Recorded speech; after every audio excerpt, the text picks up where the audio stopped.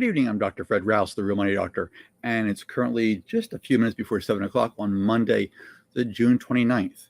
And I wanted to do today's daily recap of events that affect the way you get, protect, and enjoy your money, your life, and your retirement. Well, the question for today is masks or no masks? And we'll get into that in just a few minutes. But for now, we touch base every day on the current cases. And right now, it's been a busy weekend here. There are currently 2,500,000 cases in the U.S. That's up 111,000 cases since Friday. 111,000 new cases have been diagnosed since Friday. Now, the deaths have not been obnoxious, but they're growing up too. Right now, current deaths from COVID are 125,000, almost 126,000 people have died from COVID so far since this got started back in January or March, depending on whose calendar you want to check with. That's over 1,000 people have died over the weekend. 1,000 people. Again, the projections are up to 180 or so thousand deaths before October 1st, I believe. Now, New York State currently still has the number one spot. 392,000, almost 393,000 people have been diagnosed. It's 166,000 or so since Friday. Their death rate is definitely slowed considerably, which is really a good news thing, but there's still people that are dying. Right now, their death rate, their total deaths are 31,397 people have died since this thing got started. It's 59 more people have passed away since Friday when we spoke last. Not an obnoxiously high number, but again, if you're one of the 59, it affects you dramatically. If you're one of their families or your coworkers, it affects you dramatically. And we'll get into that in just a little bit. But California's taken the number 2 spot last week or so. They were up to 215,000 cases, almost 216 anyway. And they had 14,000 new cases diagnosed from Friday.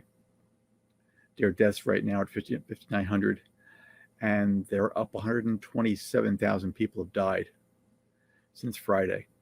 Now, New Jersey still has a number 3 spot. Okay. And Texas is now number 4. They've moved up. Florida's at number 5. They've also moved up. Okay. Illinois has dropped down to number 6. Massachusetts has dropped to 7. Pennsylvania has dropped to number 8. Georgia's still at number 9. However, what a surprise here, Arizona has moved up to the top 10. Arizona takes the number 10 spot. Again, things are happening. Okay. Happening a lot. The total case number is jumping. The death toll is almost double what it was just a couple months ago.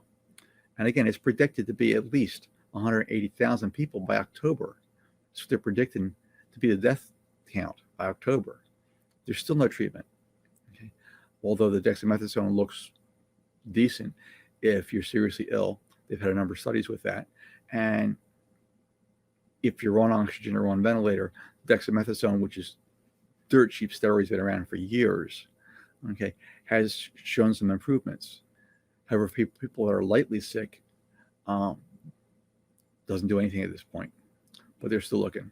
Now, there's still no vaccine. Okay, I wouldn't really expect one until sometime next year at the earliest, although I'm getting some reports that I could be wrong with that. Now, if you haven't got any idea yet, okay, this is a busy situation. It's going to be here for a while. It's not going to go away overnight. Okay, it's just not going to happen that way. Okay. Things have been very, very busy. Okay, you may have missed it, but the House on Friday passed a landmark legislation that granted statehood to Washington, D.C., and that was in a 232 to 180 vote. Okay, the vote was really historic, marking the first time either chamber has passed legislation to elevate the district to the 51st state, and to empower the residents that long sought voting representation within the halls of Congress. Now, calls for Washington, D.C. to gain statehood have gained steam along the national calls for racial justice that have followed the police killing of George Floyd last month. However, in today's world, of course, it's a highly partisan issue, and Friday's outcome reflected it. Every Democrat except one voted in favor of the proposal, which was sponsored by D.C. Eleanor representative, okay, Eleanor Holmes, okay, and we'll get into her situation just a little bit. While every Republican opposed it. Now, under current law, Norton, who was the D.C.'s lone delegate, okay, so District of Columbia, okay, the Washington, D.C., District of Columbia, has one lone delegate, okay. Their voting powers are limited to committees only, okay. She can't vote anything on the House floor itself. The city of D.C. has no senators. The lack of representation for the District of Columbia has long been a heated topic for the city's residents that are seeking democratic statehood. Okay. The voices are quick to note that D.C.'s population, almost 700,000 people, is higher than that of both Wyoming and Vermont. Okay, and okay, you got one city, the population is over 700,000. Okay, their count is bigger than both the state of Wyoming and the state of Vermont. Okay, they've been paying taxes for all these years. They have no representation in either the House or the Senate. How long would you want to be paying taxes for, folks? Now, some are accusing opponents of wanting to deny statehood because the district's largely black. Okay. Representative Maxine Waters of California said Washington, D.C. is the home of more Americans than two states. More than 46% of the 700,000 residents are black. Now, make no mistake, race underlies every argument against D.C. statehood. That's what she said. And denying its citizens equal representation and participation is racial, democratic, and economic injustice that we just can't tolerate. Now, that's what she said. And if you think about it, just remotely, again, these people have been paying taxes for years and have no say in what goes on. They have one lone delegate who can say something on a committee, has no force whatsoever, can't even speak on the House floor, and has no senators to represent their interest. Now, I want to touch base on the markets. Even as the Dow was up today, almost 2%, a little bit over 2%, still ranging around the 25,500 range, 25,500, still bouncing in that range. Nothing dramatic one way or the other. It's up one day, it's down the next day, 24,000, 25,000, 26,000, been the high for a little while now. Chief executives of some of the nation's largest companies, okay, expect the economic effects of the coronavirus pandemic to really extend through 2021.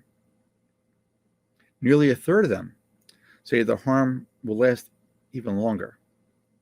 Now, the Business Roundtable surveyed 136 members about their projected sales, capital spending, and hiring for the next 6 months. The CEO Economic Outlook survey fell to 34.3%, okay, in the second quarter. This is the lowest reading of the composite index since the same 3 months of 2009. And that was released in the current report. But it's well above the all-time low of a -5 that was set during the first quarter of 2009, the height of the Great Recession. And that's when the country was falling apart. And people have no clue of how close this whole thing came to falling apart. And a lot of people still haven't recovered financially from that. Now, the group's members include CEOs of Apple, JP Morgan, Chase, and Chevron, among others. The poll was taken from June 1 through June 22 and reflected the economic fallout of the coronavirus, which has really pushed the United States into a recession, and businesses and factories were forced to shut down or curtail operations seriously to try and prevent the spread of coronavirus. More than 47 million Americans have filed for jobless claims since March. Consumer spending has tended to rebound considerably to a record 8.2% in May, even as incomes slide. Now, the outlook for Business Roundtable CEOs reflects the reality of the current economic situations. And that's according to Joshua Bolton, the president and chief executive of the Business Roundtable. And he said that in a recent report. Now, even though the White House has taken steps and Congress has done some things also to help American workers, small businesses, communities, there is much more to do. When asked when business conditions would return to a pre-pandemic levels, most CEOs said that sometime by the end of 2021. However, 27% had a longer time horizon and said their companies would not fully recover until after 2021. Now, our battle against COVID is far from over, and our top priority remains the health and safety of our employees, customers, and communities where we serve. And that's what Doug McMillon said, and he's Walmart's chief executive, and he's also the chairman of the Business Roundtable. Now, the survey found that all chief executives had adopted a plan to adapt to social distancing measures at their work sites. Nearly all said they have adopted some routine cleaning and disinfecting, and they were encouraging employees to wear masks, to stay at home if they were sick. Now, more than 2/3 of the executives said they've really expanded their wellness and health services for all the employees, and 95% said they've expanded flexible work arrangements, such as teleworking, and we'll see what happens with that. That's what they say, but a CEO says one thing, and people on the front line say something a little bit different, and that's been happening for quite a while now. So that's what the CEO said. Let's see what happens on the front lines with the frontline workers and see what they have to say. Now, the New York Times reported Friday that President Trump was informed months ago that Russian intelligence units, they were offering secret cash payments to Taliban-linked militants to kill coalition troops, including American troops. The report later confirmed by multiple news agencies alleged that the unit of the Russians' military intelligence agency, the GRU, known for orchestrating assassinations and destabilizing efforts among Western democracies, was behind the bounties on the U.S. troops. Now, the intelligence was based on interrogations of militants in Afghanistan that found that Russia offered funding for successful attacks on coalition troops last year, according to the Times report. Now, the Associated Press also reported suspicions were raised after members of the elite Navy Special Warfare Development Group, also known as the SEAL Team 6, found $500,000 while raiding a Taliban outpost earlier this year. Now, unnamed intelligence officers told AP that they were investigating attacks on U.S. troops in Afghanistan in 2019 to see if there was really any evidence connecting them to the Russian bounties at all. Now, this rose to such a level that U.S. intelligence communities, that they were briefing the British government, advising them that British troops also had a bounty placed on them by the Russians. Now, of course, the White House denies everything. The president says he was never briefed on this because, again, they only consider him briefed when he's personally told, that something's going on. This despite the fact that much of the information shows up in his written daily briefings that he doesn't read. So again, unless you're pretty much face-to-face in a room and you physically tell him something that he can hear, they consider that he wasn't briefed. Every other president from the dawn of time, has written briefings and reads the briefings. And there have been problems with briefing the president. He doesn't like to read. And they need to curtail the briefings to basically just 2 or 3 pages. And he likes pictures. So this is a bit of a problem. Now, the COVID thing has been all over the news, obviously, and the spike has been all over the news. And the infections have really been fueled in large part by Americans just ignoring public health guidelines to keep their distance and wear masks. That's what the top government officials said. Now, President Donald Trump was pressured to lead by example, but that didn't happen. Okay. The daily surge in confirmed cases and hospitalization has been most pronounced in the Sun Belt states, such as Florida, Texas, and Arizona. And again, Arizona hit the number 10 spot this week. They weren't there last week. They hit it this week, though.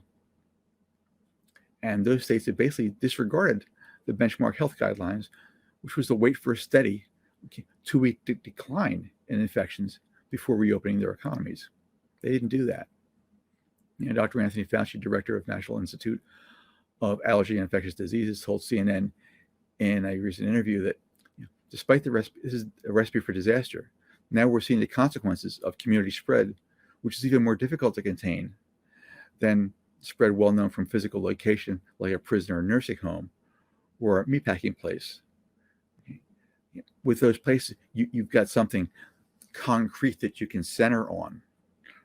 A nursing home, you can work with that. A meatpacking plant, you can work with that. However, when it's out in the community this way, it causes a problem. It's really hard to contain at that point. Now, for the most part, the southern and western states are really backtracking, on closing bars and beaches and delaying their reopenings and other business activities. They were all rush before, but now they're slowing things down. What a surprise. AMC, the largest movie theater chain, said that it's pushing back its opening from its theaters from July 15th now to July 30th. And we'll see what happens then, depending on where they're at. Now, some Americans will no longer be able to look forward to going to a bar and a beach on the 4th of July weekend. Beaches in Florida's Broward County and Palm Beach County will not open on July 3rd through the 5th. Officials said this on Sunday. And Miami-Dade County had already announced beach closures for the Independence Day weekend. California authorities on Sunday ordered bars in Los Angeles and 6 other counties to close. Texas and Florida ordered the closure of all their bars on Friday. Now, New York Governor Andrew Cuomo, who's been a leading voice during the pandemic, on Monday said Trump's focus on reopening the economy was misguided and that it backfired. Trump should issue an executive order mandating that people wear masks in public, and he should lead by example, wearing one himself. That's according to Andrew Cuomo. Now, face coverings help to stop a virus, helps to stop the spread, and it's become really as much of a political issue right now as is a health issue. Many Trump supporters are saying such mandates infringe on their personal freedom. Vice President Pence on Sunday pressed Americans to adopt a face mask during a trip to Texas and wore one himself, a sharp turnaround for the administration. However, other Republicans, the politicians in hard-hit states, are also calling for face masks. City of Jacksonville, Florida, a venue that the Republican nominating convention is planning on using in August, ahead of the November 3rd presidential election, said on its official Twitter account that it will be adopting mandatory mask requirements for public and indoor locations starting on Monday. Understand that when Trump had his rally in Arizona, the locals in that area wanted social distancing. They had placed signs and placards and sticky things on seats. However, a couple hours before the venue opened, before the rally opened, people were taking them off the seats. Interesting. Now, when asked about the mask mandate, the White House Secretary, Kayleigh McEnany, said that, has no problems with masks and they'll do whatever the local jurisdictions request. However, Arizona and Georgia were among the states reporting new record cases this past week. Last week, a total of 15 U.S. states reported records, according to Reuters tally. Now, on June 22nd, in June, 22 U.S. states reported record increases in their cases, often multiple times, including Alaska, Arkansas, Montana, New Mexico, North Carolina, Oregon, and Utah. The United States right now accounts for about a quarter of all the reported global cases of COVID and related deaths, which surpassed 10 million and 500,000 respectively over the weekend. Now, in places where the numbers of cases are soaring, U.S. officials are also considering, completely blanketing those communities with tests. And that's according to Dr. Anthony Fauci, who's trying to get a better sense of the outbreak. He went on to say that he was optimistic that a vaccine would actually be available before the end of the year, but he was unclear as to how effective it was actually going to prove to be. Now, that really brings me to the question for the day. Okay. Masks or no masks? Okay. This has been an amazingly political situation. It's just turned into a political question, much, much more than a healthcare question. Okay, with a lot of people, it really has. Now, as soon as you say anything about wearing a mask on social media, you get constant, seriously passionate people hitting it from both sides, okay, and in no uncertain terms, and often very obnoxious terms. Now, Vice President Pence said to wear a mask, and he actually does so some of the time. The president has worn one once, at least that's what I'm told. And from the blue side, everyone should be wearing a mask. From the red side, Coach Nick Saban said that he did a public service announcement, a video, actually advising his team through his mascot to wear a mask and a social distance. Liz Cheney said real men wear masks and posted a picture of her ultra-red dad, former Vice President Dick Cheney, wearing a mask. Now, there are tons of people that are posting fake or seriously taken out of context studies advising how dangerous it is to wear masks. Okay. Now, for years, absolutely years, there are medical professionals that are wearing masks 8 to 10 hours a day and haven't died from them, and there's no ill effects from them. Now, people will continue to make their own decisions through their own lens from which they view the world. However, COVID cases are still rising, followed by hospitalizations and actual deaths. Now, they're at a somewhat slower rate, but they're still rising. Now, if you're from a COVID hotspot, one of the states that seen these jumps, and you want to visit New York, New Jersey, or Connecticut, you'll be in quarantine for 14 days. Those states have already decided that. If you want to travel to the European Union, right now you're not allowed in. Okay. People are beginning to seriously, notice the police use of force and blanket immunity as problems. And there's new cases every day. Every day. Everybody's got a smartphone now. Cameras are all over the place. And whenever anything happens, everybody's instructed, turn the camera on. As soon as you think something's happening, turn the camera on. And Americans are really starting to question, about the monuments and the flags that were from people on the losing side of the Civil War. Understand those monuments and those flag changes didn't happen immediately after the Civil War. Those monuments were put up, in the Jim Crow era. What a surprise. Now, Alabama, Alabama just voted and the governor approved taking the emblem of the Confederate flag off of its state flag. Financial and racial inequality are being questioned like no time ever in the past. And people are noticing these things. Stock market and Main Street, two totally different places. And people have been noticing. And now they're saying something about it. They felt the effects of it for years, but didn't exactly know what was going on. Now they know what's going on. Tax breaks are going to the top 1 or 2% of the country. Everybody else is getting screwed. Now, last year, you may have been planning on retiring in a year or so. And that right now seems totally out of the window at this point in time. And you may be wondering, why you're not jumping up and down joy right now. Do you think you might have some reason?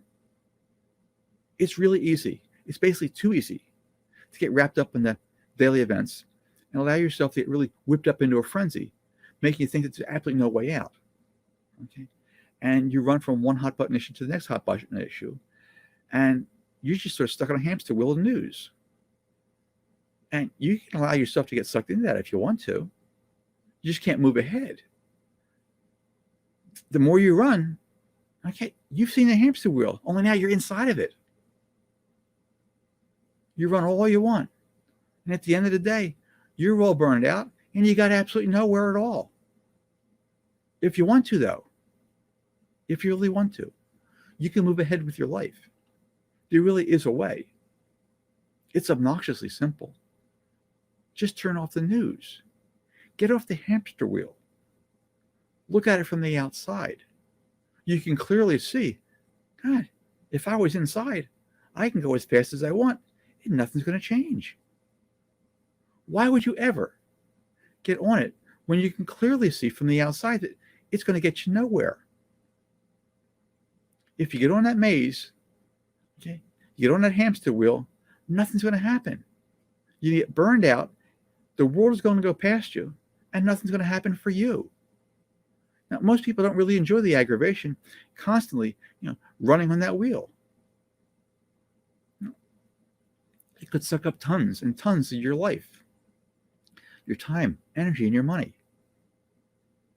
It's much easier than you think, though, just to stop it. It really is. And it's something you can do. It's not that difficult at all. It's really, really, really basic. Once you do it, okay, you lift the weight of the world off your shoulders, and it will give you an amazingly clear path forward. Okay, for finally, you'll know that instead of going around in circles on that wheel, you're actually accomplishing something with your life. Okay, look back. You want to know what this thing is? It's really, really simple. Look at things from the outside. Always look at things from the outside. If you get wrapped up in all this garbage that happens every day, you can't move past it. You're stuck arguing with idiots on Facebook. They're not paying your bills. You're not taking them to bed. You're not having dinner with them. They don't matter. Let them say whatever they say. I don't care. You shouldn't care either. Let them do and say whatever they want, up until the point where they start to affect you personally.